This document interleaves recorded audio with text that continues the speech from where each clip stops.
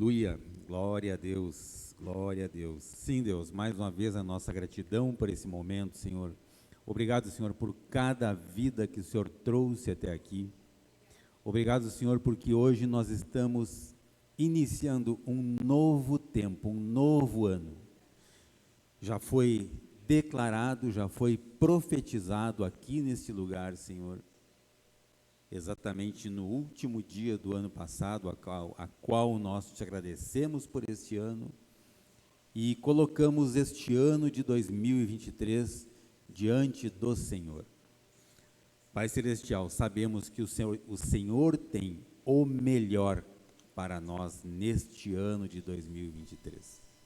Pai Celestial, este é um ano onde a tua graça, o teu favor, o teu amor, a tua paz, a tua sabedoria estarão sobre nós, sobre o teu povo, sobre os teus escolhidos, sobre estes irmãos que estão aqui, Senhor.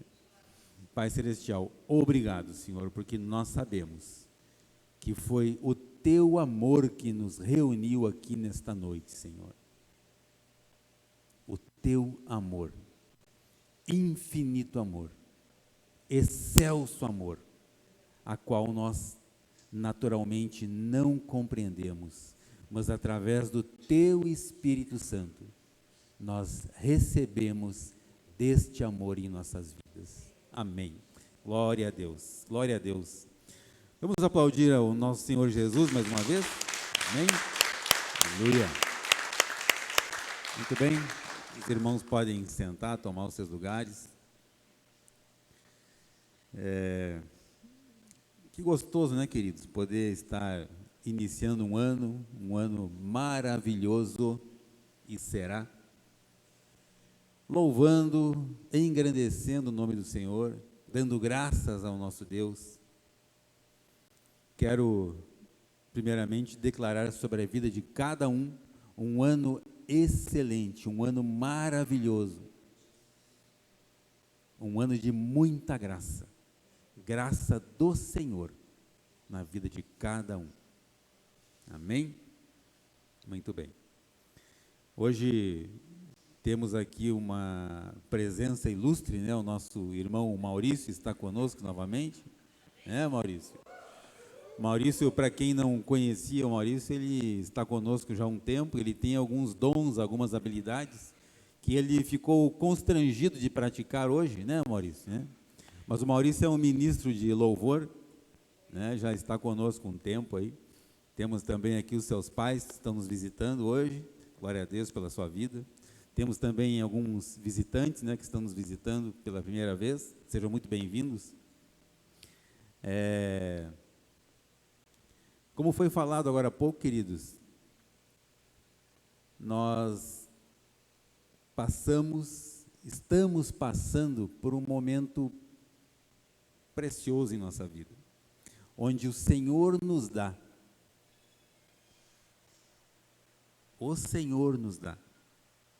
o livre arbítrio para nós decidirmos o que fazer, como fazer, de que forma fazer, para que nós possamos seguir com a nossa vida cristã. Recentemente, um momento atrás aqui, foi falado em dois tipos, né, de pessoas, duas situações, né? E hoje, queridos, eu quero trazer uma palavra para esta igreja, onde nós vamos falar a respeito também de duas situações. Nós vamos falar a respeito da lei e a respeito da graça. Lei e graça, nessa ordem, né? Antes veio a lei, depois veio a graça. E na verdade, queridos, na história do mundo, a palavra de Deus, a Bíblia, ela diz que existem 3 gerações. Para quem não sabe, né, então quem não sabia, a partir de hoje já está sabendo, né? Quando Jesus falava assim, não passará esta geração sem que essas coisas aconteçam. Naturalmente que muitas das pessoas que estavam ali presentes e muitos de nós, leitores da Bíblia, interpretamos isso como esta geração, como sendo uma geração, né? Uma geração é quantos anos? 40, 50 anos, não é? Geração nossa, né? Física aqui. Mas a geração a qual o Senhor Jesus se refere não é a passagem de uma pessoa pela face da terra. Ele estava se referindo à geração dele, geração da graça. A Bíblia, ela é muito clara quando retrata sobre isso. E a Bíblia diz que houveram, né, 3 gerações. A primeira geração, ela durou de Adão até Moisés, chamada geração da morte. A segunda geração, ela durou de Moisés até Jesus, geração da lei, a qual nós vamos falar hoje. E de Jesus até nós, até os nossos dias, a geração da graça. Isso aí. Então hoje nós vamos ver sobre estes 2 momentos, sobre lei e sobre graça. E a forma, a maneira, o modo como isto é interpretado pelo povo cristão, ou ao menos pelo povo que se diz cristãos, correto? Muito bem. Antes de iniciar o nosso texto principal aqui, eu quero pedir ao nosso Media Man, né, que coloque isso aí, ó, Provérbios, capítulo 18, versículo 21, ele está ligado já sabia o que ia acontecer, viu? Está na ordem, estava combinado já. Queridos, a palavra de Deus lá no livro de Provérbios, capítulo 18, versículo 21, nos diz assim: a morte e a vida estão no poder da língua. Aquele que a ama, comerá do seu fruto. Aquele que ama o quê? Usar a sua língua, comerá do seu fruto. Então eu quero convidá-los, né? Gostaria que vocês repetissem comigo o seguinte: em minha boca está o poder sobre a vida e sobre a morte. Porém eu falo palavras de vida e não de morte, palavras de saúde e não de doença, palavras de alegria e não de tristeza, palavras de abundância e não de escassez, porque em minha boca existe um grande milagre. Amém, glória a Deus, glória a Deus, glória a Deus. Muito bem, queridos, então, para iniciar o texto de hoje, eu quero ler um texto que está lá no livro de Gálatas, capítulo 1, versículo 6, a carta aos Gálatas, né, no capítulo 1, versículo 6, é aquela história, né, que nós já conhecemos, onde Paulo, ele se encontra naquele momento, escrevendo uma carta à igreja de Cristo que está naquela região, naquela cidade, né, na região da Galácia, certo? E ele vem então e escreve o seguinte para aquela igreja, onde ele já havia estado, ele já havia passado por ali, e logo em seguida então, ele se vê na responsabilidade de caminhar uma carta para lá, certo? Usou os serviços dos correios, né, para enviar essa carta, correio da época, né, certo? Então ele escreveu o seguinte, ó: maravilho-me de que tão depressa passasseis daquele que vos chamou a graça de Cristo para outro evangelho. Queridos, olha só o que Paulo está escrevendo. Então ele teve um tempo ele passou por ali, Ele levou a palavra de Deus àquele povo, daquela igreja que se encontrava naquele lugar.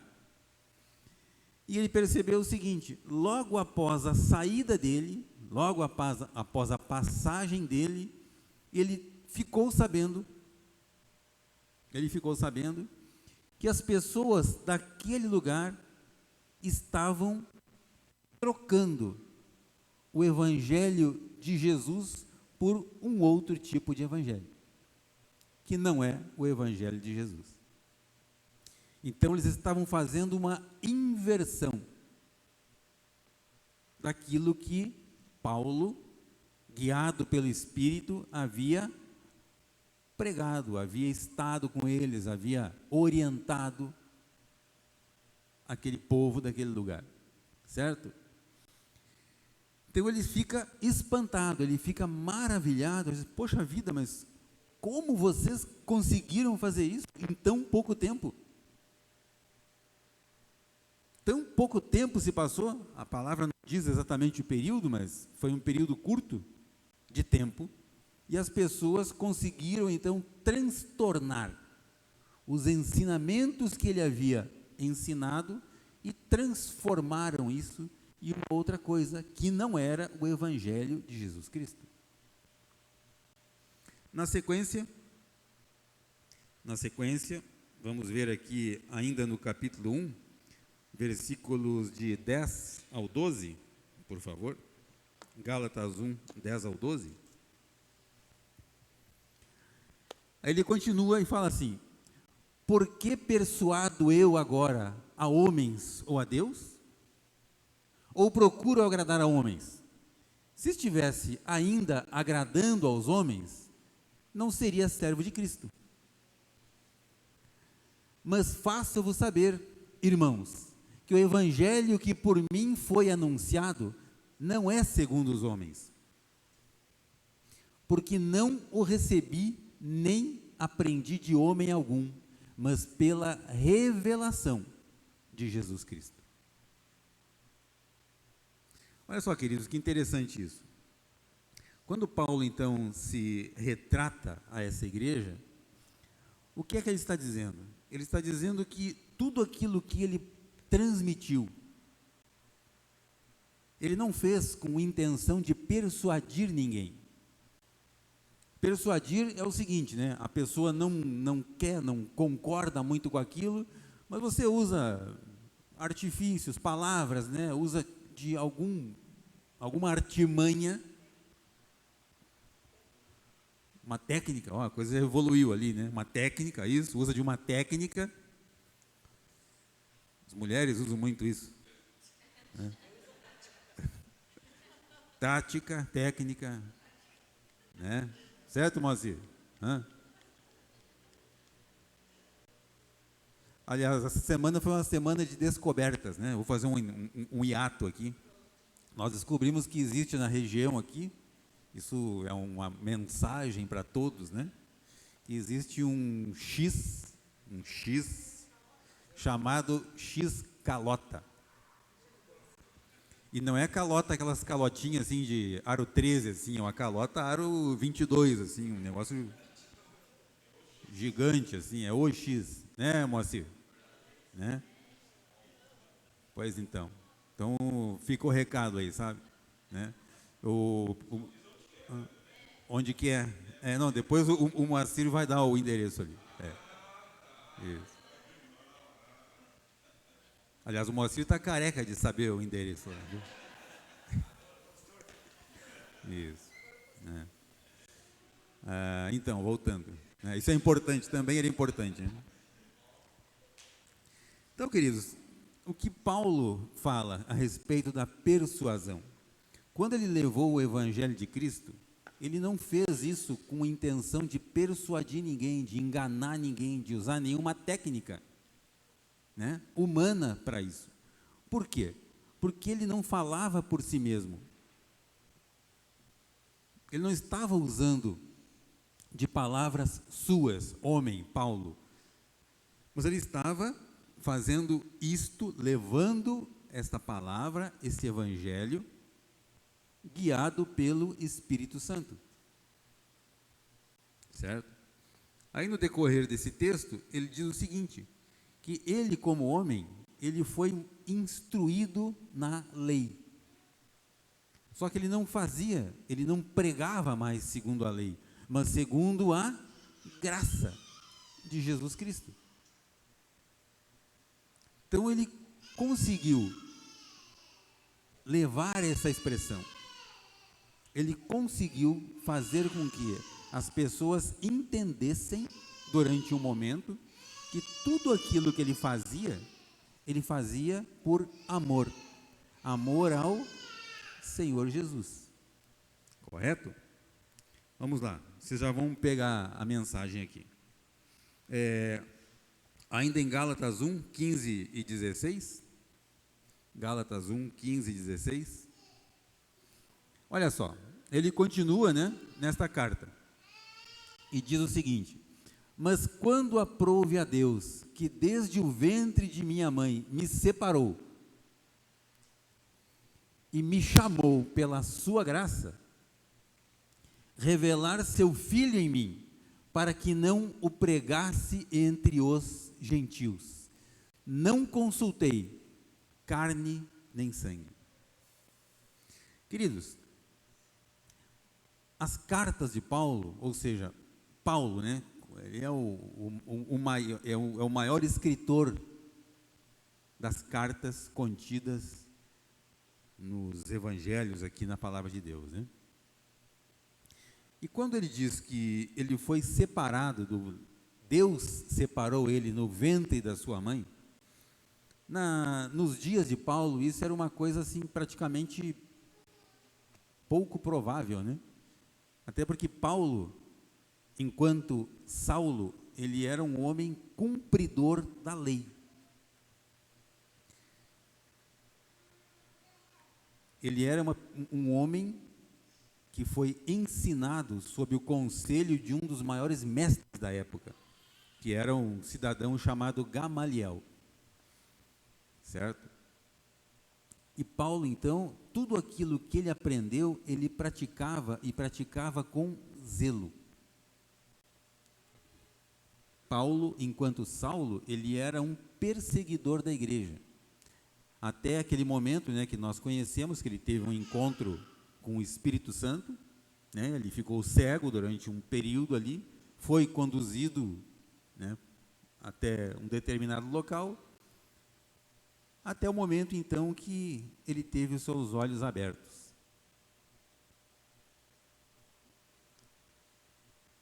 E é um homem que teve uma participação fantástica na nossa história, ou para a nossa história, certo? E ele então nos fala muito bem a respeito disso, a respeito do que é lei e o que é graça, certo? Vamos lá, Gálatas agora 2:16 até o 21, ele continua nesta carta e fala o seguinte: sabendo que o homem não é justificado pelas obras da lei, mas pela fé em Jesus Cristo, temos também crido em Jesus Cristo para sermos justificados pela fé de Cristo, e não pelas obras da lei. Porquanto pelas obras da lei, nenhuma carne, nenhuma criatura, nenhuma pessoa será justificada. A justificação aqui, queridos, significa que Jesus Cristo, o nosso Senhor, ele veio ao mundo, subiu naquela cruz, derramou o sangue dele na cruz, cumpriu o projeto de Deus, para que nós fôssemos justificados perante Deus, certo? Então, os nossos pecados, até aquele momento, os pecados de toda a humanidade, foram levados junto com Jesus. A palavra diz que ele foi assunto aos céus e levou com ele todas as nossas dores e enfermidades. Jesus Cristo fez isso. Então, o sangue dele cobriu uma multidão de pecados. A partir de então, todo aquele que crê no Filho, crê na morte de Jesus, crê no poder do sangue de Jesus, então ele é justificado por Jesus. Correto? Próximo. Pois se nós que procuramos ser justificados em Cristo, nós mesmos também somos achados pecadores. É porventura Cristo ministro do pecado? De maneira alguma. Próximo. Porque se torno a edificar aquilo que destruí, constituo-me a mim mesmo transgressor. Ele quer dizer o seguinte: se ele retorna à antiga posição dele, se torna a edificar, ou seja, se ele retorna àquela prática que ele mesmo destruiu, ele entende que ele é um transgressor. Certo? Próximo. Porque eu, pela lei, estou morto para a lei, para viver para Deus. Próximo. Já estou crucificado com Cristo, e não vivo mais eu, mas Cristo vive em mim. E a vida que agora vivo na carne, vivo-a na fé do Filho de Deus, o qual me amou e se entregou a si mesmo por mim. Olha só, queridos, o que esse homem está dizendo? Certo? Que ele crê na morte vicária de Jesus, na morte de cruz de Jesus. E ele se considera morto para a carne. Carne aqui significa seus desejos, as suas emoções, a sua alma, né? Ele se considera morto, então ele se considera crucificado com Cristo. E ele, a pessoa carnal que agora vive, não é mais ele, mas é Cristo que vive através da vida dele. Certo? Esse texto até causa uma certa confusão às vezes, né? Assim, estou crucificado com Cristo, mas não sou eu mais quem vivo. Como assim? Continuo vivendo, continuo fazendo as coisas que eu tenho para fazer, certo? Só que a partir de então, eu entendo que Cristo é que direciona a minha vida. Cristo guia os meus passos. Cristo me ensina como fazer as coisas. Então não vivo mais eu, homem, mas é Ele, Espírito, que direciona a minha vida. E através dele, então eu procedo fazendo as coisas que eu preciso fazer. Certo? Eu procedo fazendo como Cristo faria o trabalho que eu faço na empresa que eu trabalho, né?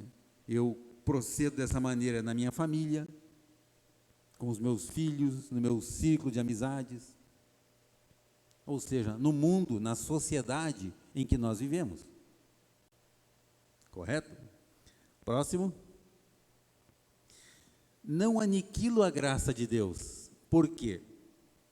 Porque se a justiça provém da lei, segue-se que Cristo morreu de balde ou em vão. Justiça significa justificação. Se eu entendo que a justiça provém da lei, então eu estou dizendo que a morte de Cristo não serviu para nada. Conseguiram entender?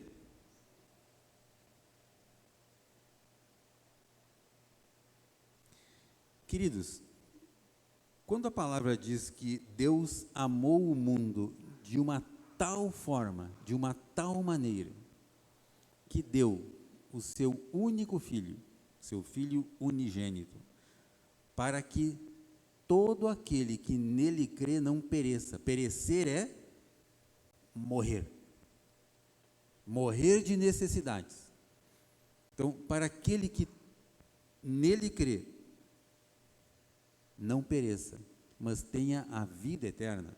E nós entendemos que a vida eterna não é, certo? Quando passar dessa para desse tempo, né, para o outro tempo, então eu vou para a vida eterna. Não, a vida eterna, queridos, você vive ela hoje, nesses dias.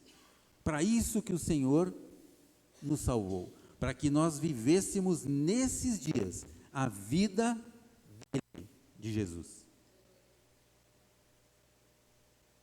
Não é porque é fácil, né? O camarada faz um monte de bobagem aqui. Não, quando eu morrer está tudo certo, Jesus já me salvou, né? E não é assim. A vida eterna, queridos, é hoje, é agora, é nesse momento. Essa é a vida abundante que Ele tem para nós, filhos, herdeiros. Amém? Muito bem. Vamos lá. Gálatas, ainda capítulo 3, Gálatas 3, de 1 ao 3. Olha só, queridos, quando ele discorre então nessa carta, ele diz o seguinte: ó insensatos Gálatas, ó insensatos Gálatas, quem vos fascinou para não obedecerdes à verdade? A vós, os olhos de quem Jesus Cristo foi já representado como crucificado? Ó insensatos. Queridos, ele está dizendo o seguinte: irmãos, porque eram irmãos, né? Era igreja, vocês perderam a sensatez, vocês perderam o senso, vocês piraram a cabeça. Quem vos fascinou? A palavra fascinou aqui, queridos, tem a ver com encanto. Quem os encantou para que vocês deixassem o verdadeiro evangelho e fossem dar ouvidos a outras doutrinas? É isso que essa carta está dizendo. Próximo. Só quisera saber isto de vós: recebestes o Espírito pelas obras da lei ou pela pregação da fé? O que estava acontecendo então? Pessoas infiltradas na igreja, lá ele havia deixado uma igreja, estavam, olha lá, mudando, transformando a palavra, fazendo com que estas pessoas daquela igreja concluíssem ou crescem que eles precisavam praticar as obras da lei para que eles fossem aceitos por Deus. Certo? Olha como houve uma inversão aí. Certo? Ele estava dizendo: escuta, eu só quero saber o que está acontecendo aí. Porque não foi assim que eu deixei. Só quero saber isso de vocês. Recebestes o Espírito pelas obras da lei ou pela pregação da fé? Próximo. Sois vós tão insensatos que, tendo começado pelo Espírito, acabeis agora pela carne? Ele está dizendo: escuta, mas o que vocês estão fazendo? Vocês que começaram esse movimento todo aí, com o Espírito Santo agindo em vocês, sobre vocês, agora vocês viraram carnais? Então ele está dando um puxão de orelha, para não falar outro nome, né? Um chute naquele lugar, né? Daquele povo. Está dando um puxão de orelha violento nessa igreja. Certo? Gálatas 3 ainda, versículo 10. Todos aqueles, pois, que são das obras da lei, estão debaixo da maldição. Porque escrito está: maldito todo aquele que não permanecer em todas as coisas que estão escritas no livro da lei para fazê-las. O que ele está dizendo, queridos? Aquele povo que ainda costuma ou usa como motivação para a igreja. Estou falando de igreja porque essa carta aqui ele escreveu para uma igreja, para a igreja que estava na Galácia, carta aos Gálatas, certo?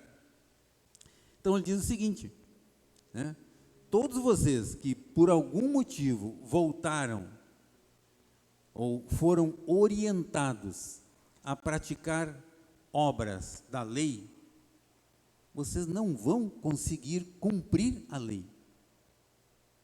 E se não consegue cumprir tudo que está no livro da lei, a pessoa está em maldição. Ela está em pecado. Que sério isso, né? Queridos, a palavra diz: ninguém consegue cumprir toda a lei. Ninguém consegue cumprir toda a lei. Perfeito? 10, então, agora, 3, ainda no capítulo 3, versículo 11 a 13, por favor, versículo 11. Né? É evidente que pela lei, ninguém será justificado diante de Deus, porque o justo viverá pela fé. Então ele diz, queridos, é evidente, vocês não percebem, a coisa está diante dos seus olhos. Pela lei, ninguém será justificado, porque este foi o ensinamento que ele passou para aquela igreja. Certo? Ninguém será justificado pela lei. Por quê? Quem justifica é Jesus, e não as obras da lei. Não é tentando cumprir a lei que a pessoa vai ser justificada, ou vai encontrar a sua justificação, tá? Porque o justo viverá pela fé em Jesus Cristo. Próximo. Ora, a lei não é da fé, mas o homem que fizer essas coisas, por ela viverá. Próximo. Cristo nos resgatou da maldição da lei, fazendo-se maldição por nós, porque está escrito, maldito todo aquele que for pendurado no madeiro. Quem foi pendurado no madeiro? Jesus. Ele se fez maldição por nós. Aí alguns podem estar pensando, pô, mas que maldição é essa? Sim, a nossa maldição que nós tínhamos era a nossa herança pecaminosa, a nossa herança adâmica. Desde Adão até a cruz. Jesus, então, ele levou os nossos pecados. Nós não éramos merecedores disso, mas ele se fez maldição por nós. E quando ele decidiu subir naquela cruz, que ele subiu na cruz, não foram os homens que colocaram ele lá, ele se entregou. Quando ele foi para aquela cruz, ele foi sabendo que ele estava cumprindo um projeto, o projeto de Deus Pai. Certo? Porque quando houve a queda lá no Éden, o controle do mundo, o controle de todas as coisas, o homem entregou para o inimigo, para o diabo. E Jesus, então, ele veio resgatar isso. Quando Jesus, então, ele derrama o sangue dele naquela cruz, ele resgata tudo aquilo que o homem havia entregado para o inimigo. E todo aquele, então, que crê nesse sacrifício de Jesus, é justificado. Ou seja, essa carga, essa herança pecaminosa, ela chega a um final, ela encerra ali. E a partir daí, então, nós passamos a viver na graça conquistada por Jesus. Não mais na lei, tentando praticar a lei, fazendo as coisas da lei. Ou seja, tentando fazer alguma coisa para ser reconhecido por Deus, tentando barganhar com Deus. Eu vou fazer então uma corrente aqui de oração, serão 10 dias, 500 dias de oração, aí depois Deus vai me abençoar. Não, queridos, não funciona. Vocês já são abençoados, certo? Não é tentando ter algo em troca para Deus que Deus vai nos dar alguma coisa. Lembre-se, a palavra diz que Ele já nos deu o Filho, para que nós creiamos nele. E todo aquele que crê no Filho tem o Pai. Quem não crê no Filho, não tem o Pai. Quem pratica a lei, não crê no Filho. Portanto, a maldição ainda permanece sobre essa pessoa. E queridos, pasmem, mas existem muitas pessoas nos dias de hoje vivendo debaixo de maldição, porque não entenderam essa mensagem. Certo? Não entenderam. Ainda continuam praticando as obras da lei. Certo? Continuam fazendo a sua corrente, continuam fazendo as suas promessas aí, em vão. De todo o coração, mas em vão. Bem intencionados, mas em vão, vazio. Certo? Triste, né? Mas é o que a palavra nos diz. Muito bem. Vamos lá agora para o livro de 2 Pedro, capítulo 2. 2 Pedro 2. Vamos ver o que a palavra nos diz a respeito disso tudo que nós estamos falando aqui, né? Então a palavra diz o seguinte, na segunda carta de Pedro, né, no capítulo 2, diz assim: e também houve entre o povo falsos profetas, como entre vós haverá também falsos doutores. Na época, né, haviam doutores e mestres, né? Mestres da palavra, conhecedores da lei, certo? Que introduzirão encobertamente heresias de perdição e negarão o Senhor que os resgatou, trazendo sobre si mesmos repentina perdição.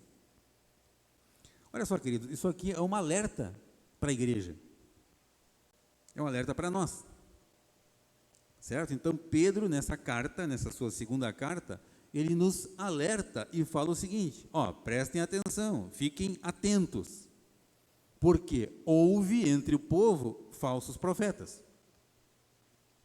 Isso é uma afirmação. Houve entre o povo falsos profetas. Como entre vocês haverá. Obrigado. Como entre vocês haverá falsos doutores, que introduzirão encobertamente, sorrateiramente, heresias. O que é uma heresia? É aquilo que contraria a verdade. Isto é uma heresia. Verdade, eu estou me referindo à palavra de Deus. Tudo aquilo que é contrário à palavra de Deus é uma heresia. Certo? Heresias de perdição, e negarão o Senhor que os resgatou. Quer dizer, essas pessoas aqui, queridos, já foram resgatadas, só que em um determinado momento elas retornaram a práticas antigas,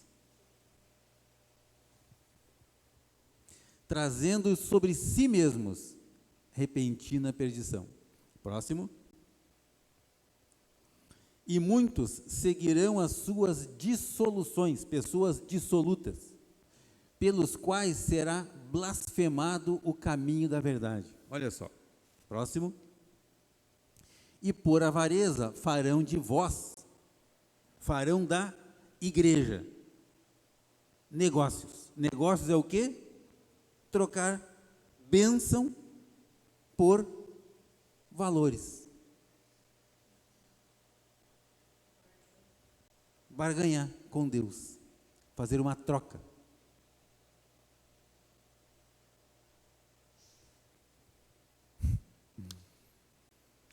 E por avareza farão de vós negócios com palavras fingidas, sobre os quais já de largo tempo, ou seja, já há algum tempo, né? Não será tardia a sentença, e a sua perdição não tarda, não dormita.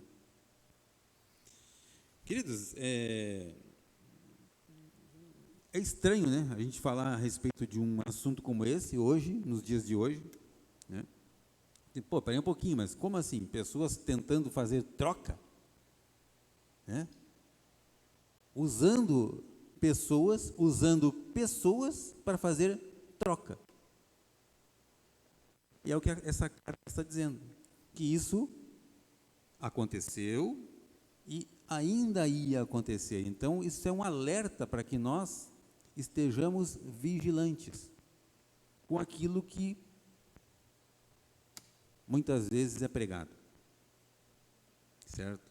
Heresias, trocas, barganhas, certo? Coisas que não tem nada a ver com a verdade da palavra de Deus.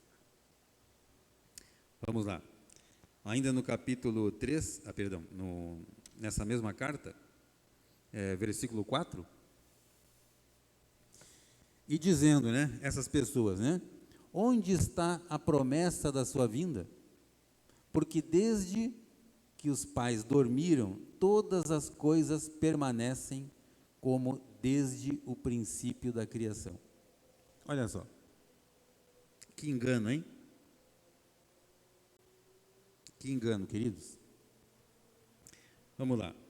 2 Pedro ainda, 17 a 19. Vós, portanto, amados, sabendo isto de antemão, ou seja, uma vez que vocês já foram alertados para isso, guardai-vos de que, pelo engano dos homens abomináveis,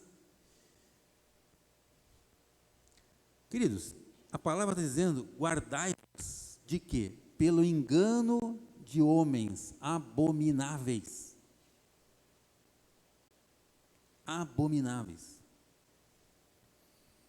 sejais juntamente arrebatados e descaias da vossa firmeza, firmeza da fé, certo? Próximo.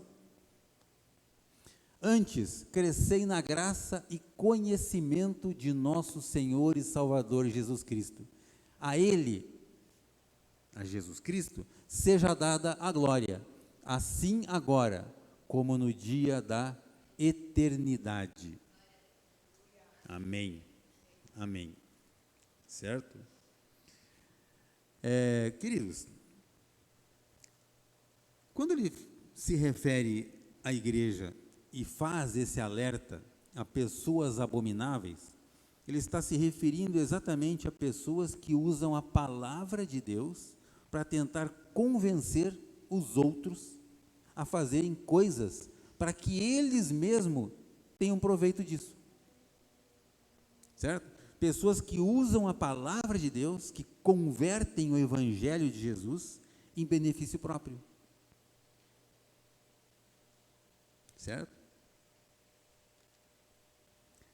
A gente ouve alguns casos, né, histórias que acontecem em algumas denominações, que você fica, né, de cabelo em pé, né? Não eu, claro, né? Mas a minha esposa, né? Queridos, nem todo lugar, a palavra de Deus, ela é pregada com seriedade. Tanto é que toda vez que nós trazemos alguma ministração aqui na Comunhão Cristã Aba, nós orientamos vocês, igreja, certo? A confirmarem se isso de fato é verídico ou não.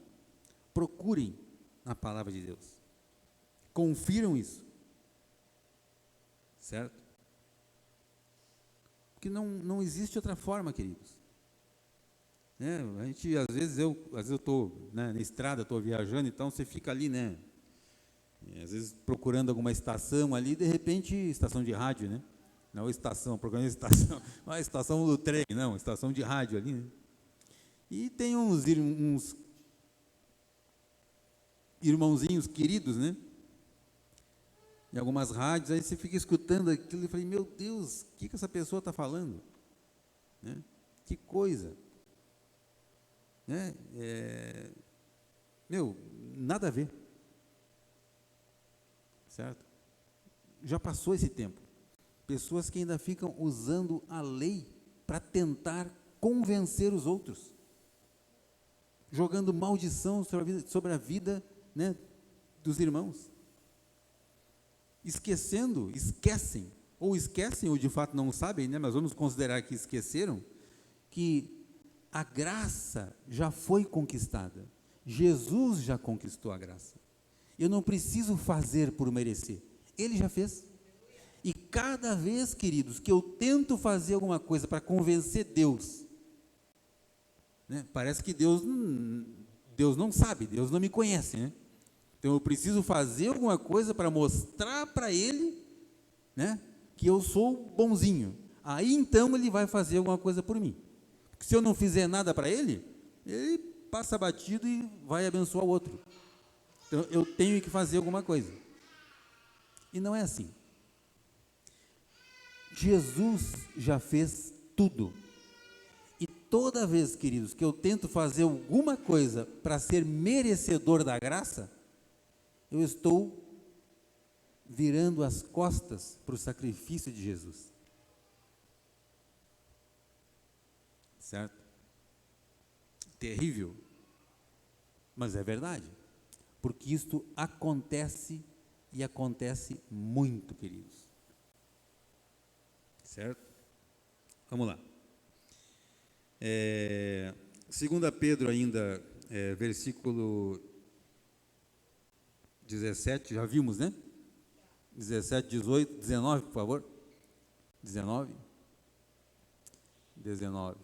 Não tem 19? É 18, é o último? Então é isso aí, pronto. Vamos lá agora. Livro de João, capítulo 6. Livro de João, capítulo 6, versículo 25 e 26. João, né? Apóstolo João, a palavra diz que aquele a quem Jesus amava, né? Claro que Jesus amava a todos, né? Mas sempre tem alguns que são mais chegados, né? Inclusive naquela ilustração, é uma ilustração porque possivelmente não aconteceu da forma como ela é pintada, né? Mas existe aquele que está mais próximo do Senhor, né? Que acredita-se, né? Ou acredita-se que seja João, né? Com a cabeça recostada no peito do Senhor, né? Olha só que privilégio que esse homem teve, né? E diz assim, ó, e achando-o no outro lado do mar, disseram-lhe, aqui já é Jesus, né? Rabi, ou Senhor, quando chegaste aqui? Jesus respondeu e disse, na verdade, percebam que ele usa esse termo duas vezes, queridos. Na verdade vos digo, que me buscais, não pelos sinais que vistes, mas porque comeste do pão e ficaram saciados. Então as pessoas, naquele momento, né, eles procuraram Jesus, Jesus já estava do outro lado do mar aqui, né, no caso aqui fala-se do mar da Galileia, né, ou o lago de Genezaré, é a mesma coisa, né? Quando chegou aqui, ele responde: na verdade, na verdade. Toda vez, queridos, que Jesus usa essas palavras, né, que ele repete esse termo, eu fico imaginando assim a expressão no olhar de Jesus. Ele poderia dizer: na verdade eu cheguei aqui já faz um tempo, né? E ele diz: na verdade,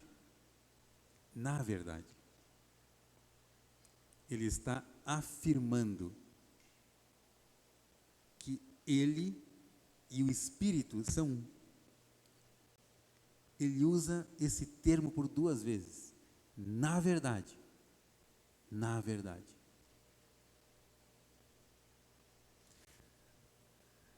Eu vos digo que me buscais não pelos sinais que vistes, né, até ali, mas porque comeste do pão e vos saciastes, ficaram saciados. Queridos, esse texto ele nos traz um ensinamento precioso, né? Essas pessoas estavam seguindo Jesus, quer dizer, não todos, claro, né? Mas muitos ali estavam seguindo Jesus, apenas com o intuito de receber alguma coisa de Jesus, terem as suas necessidades satisfeitas. Por isso eles estavam ali, né, correndo atrás para ganhar alguma coisa.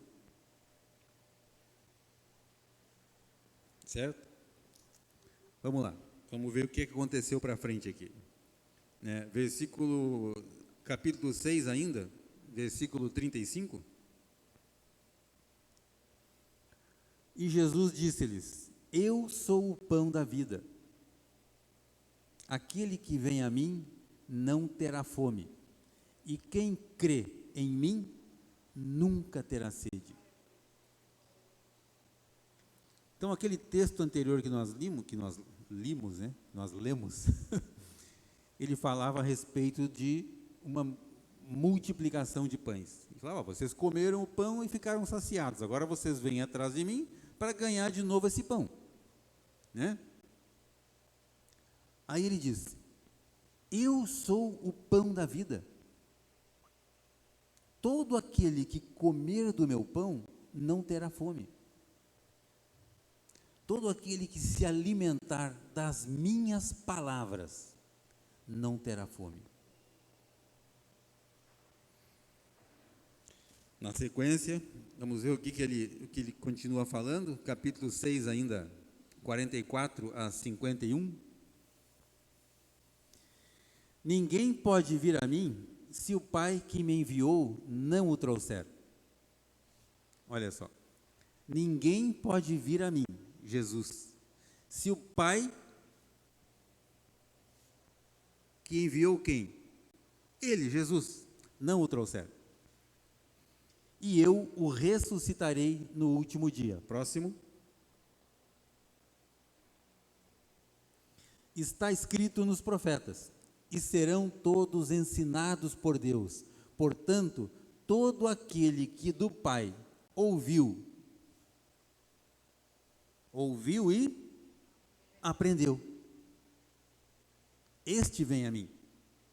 Por quê, queridos? Muitos ouviram e não aprenderam nada. Muitos estavam ali só para serem alimentados. Alimentados não, estavam ali para saciar a sua fome física. E Jesus então ele diz o seguinte: todo aquele que do Pai ouviu e aprendeu, este vem a mim. Próximo. Não que alguém visse ao Pai, a não ser aquele que é de Deus, e este tem visto o Pai. Próximo.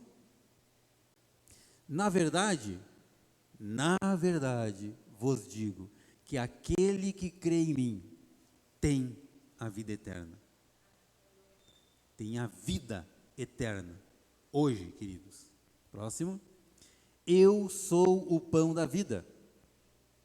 Vossos pais comeram o maná no deserto. Maná era o pão, né?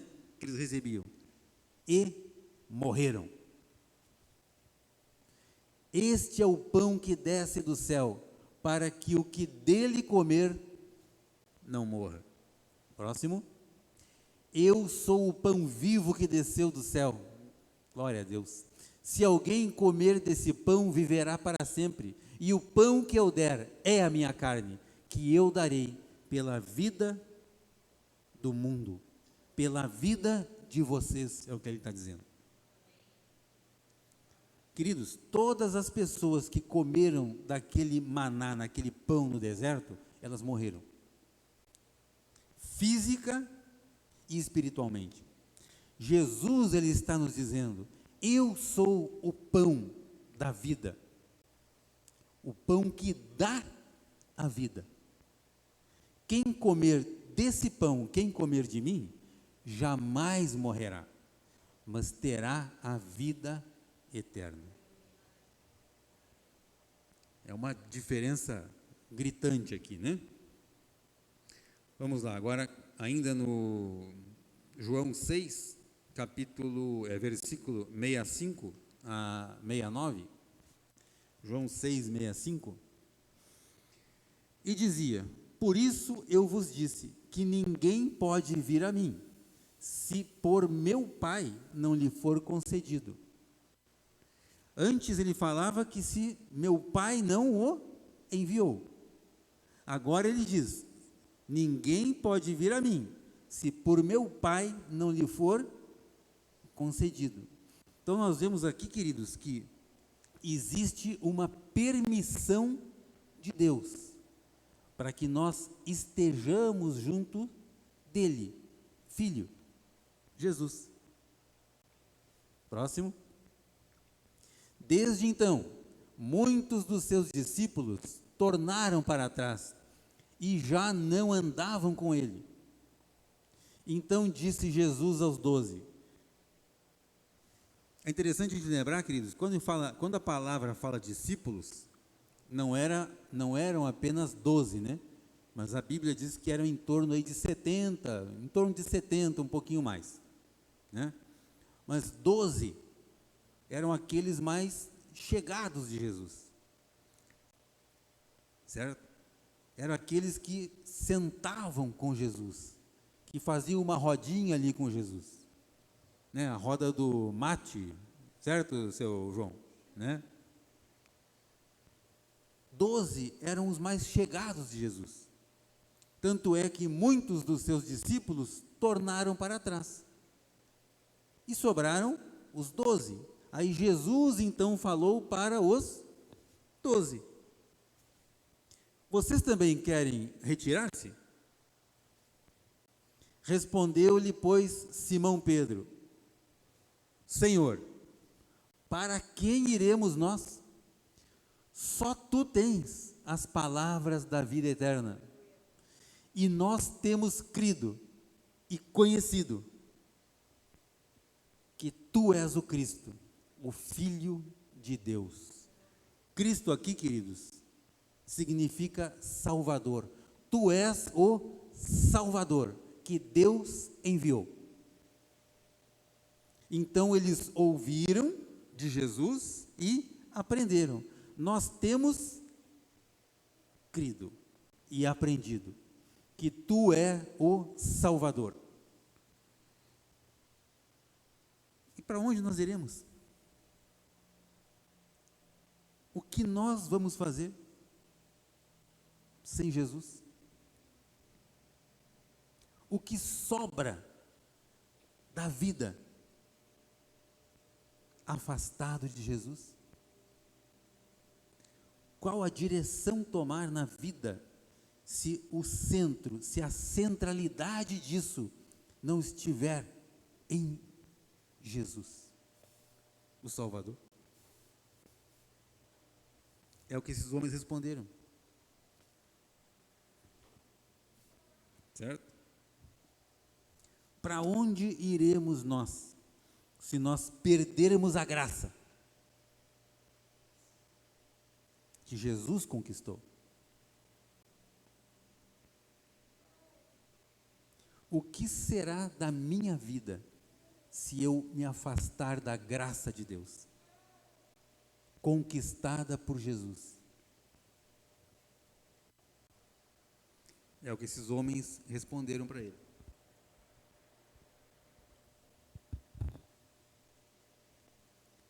E é uma consideração, ou uma pergunta que eu quero fazer aqui para a igreja. Para onde nós iremos, se só Jesus Cristo nos dá a vida eterna? Então, queridos, como hoje é o nosso primeiro culto do ano, né, tivemos o culto da virada do ano, né, no dia 31, no dia 1º, que foi domingo, nós não tivemos a nossa celebração. Então, oficialmente, hoje, é a nossa primeira reunião. E eu quero deixar, então, esta mensagem como uma lembrança, ou um lembrete, né? Sabe aquele lembretezinho que você cola na geladeira, assim, com um imã, né? Na geladeira? Então, coloque isso, não só na sua geladeira, né? Coloque isso na sua vida, durante este ano de 2023. Existe um outro caminho que nós podemos ir, a não ser o caminho conquistado por Jesus? Não, queridos. Tudo aquilo que foge de Jesus, tudo aquilo que foge da graça, naturalmente, pelas palavras de Jesus, ele volta para a lei e volta para morte, maldição. Então, queridos, neste ano de 2023, vamos buscar essa proximidade maior com o nosso Senhor Jesus, com a palavra dele, com a orientação dele, com aquilo que nós sabemos, que nós temos ouvido, nós temos aprendido e nós cremos que ele já conquistou para a nossa vida. Vamos começar a praticar isso, certo? Se em algum momento algumas pessoas vierem trazer uma outra mensagem que não seja o verdadeiro evangelho, fuja disso, porque é cilada. Seja aqui ou qualquer outro lugar. Fuja disso, porque é cilada. A verdade é aquilo que Jesus deixou. Queridos, Deus nos ama tanto que nos deu o Filho dele, o Filho único, Jesus Cristo. Jesus Cristo nos ama tanto que nos deixou o Espírito Santo. O Espírito Santo nos ama e nos deixou a palavra, para que através da palavra, a palavra que é viva e verdadeira, eu tenha então uma direção para a minha vida, para a minha casa, para a minha família, para os meus negócios, para os meus estudos, para a sociedade onde eu vivo. Eu tenho uma direção. E a direção qual é? A palavra de Deus. E quando nós entendemos isso, queridos, e praticamos, tudo se torna diferente. Tudo se torna diferente. Eu quero citar um exemplo de um caso que aconteceu recentemente na empresa que eu trabalho. A minha esposa, inclusive, acompanhou ali algumas etapas disso, né? A empresa contratou um figurão aí, né? Para que nos desse um treinamento, certo? E esse treinamento foram lá durante 3 meses praticamente, né? Toda terça-feira, né? 1h30 ali mais ou menos, a gente encontrava com essa pessoa para um treinamento, né? Treinamento, claro, virtual, né? E lá pelas terceira, quarta aula, houve um momento ali em que eu fiz uma citação, né? Cada um tinha ali uma oportunidade de participar de alguma maneira ali e tal, eu fiz uma citação. E a partir dali, então, eu passei a ser convidado em todas as aulas a trazer uma palavra. E todas as vezes eu trouxe uma palavra baseada na palavra de Deus. Para um momento que, muitas vezes, né, ou em grande maioria das vezes, né, não era exatamente aquilo que o cidadão lá ia tratar, certo? Mas ele próprio, no seu entendimento, ele concordava com aquilo que estava escrito ali, fazia um comentário, claro, né? E depois ele seguia com o treinamento dele, certo? O que eu quero dizer com isso, queridos? No nosso dia a dia, nós somos confrontados com mensagens que ao mundo parecem interessantes. Mas para nós, cristãos, que conhecemos a verdade, isso não é verdadeiro. Então, a nossa posição, o nosso posicionamento qual é? Trazer a luz. Lembrando que nós somos luz e sal. Jesus, ele falou, eu sou a luz do mundo. Logo na sequência, ele vira para os seus discípulos, né, que já eram os 12, e fala assim para eles, vós sois a luz do mundo. E esses discípulos foram incumbidos, então, de levar essa luz ao mundo, aos nossos dias. Então, hoje, queridos, nós temos esta luz na nossa vida. E a nossa luz é o Evangelho. Evangelho, que significa boas novas. Boas novas, Evangelho.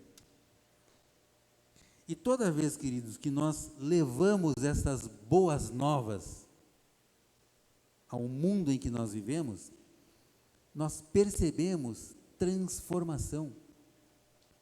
Essa transformação acontece porque não somos nós que fazemos, queridos.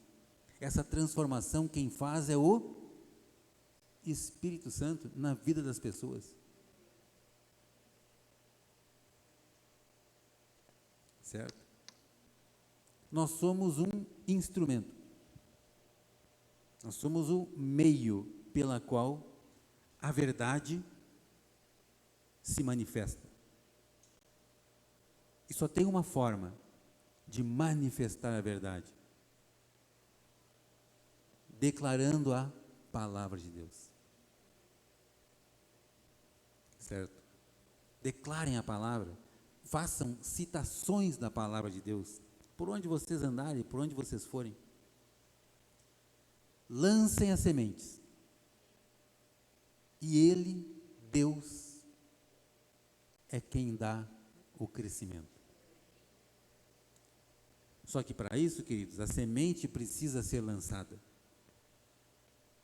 E nós somos este instrumento. Lancem a semente. E vocês verão os frutos gerados a partir daí. Amém? Vamos nos colocar de pé, eu quero fazer uma oração. Pai Celestial, a nossa gratidão, Senhor, por esse momento. Obrigado, Pai, por essa noite. Obrigado por cada um que o Senhor trouxe até aqui. Hoje, Senhor, nós falamos a respeito daquilo que o Teu Filho Jesus conquistou para a nossa vida e por nossa vida. Pai Celestial, nós não éramos merecedores disso. mas o teu filho se fez maldição e se fez pecado por nós, para que toda aquela carga de maldição fosse resgatada a partir do teu filho Jesus, a partir do momento em que ele subiu naquela cruz. Hoje, Senhor, nós entendemos este sacrifício vivo do teu filho Jesus por nós.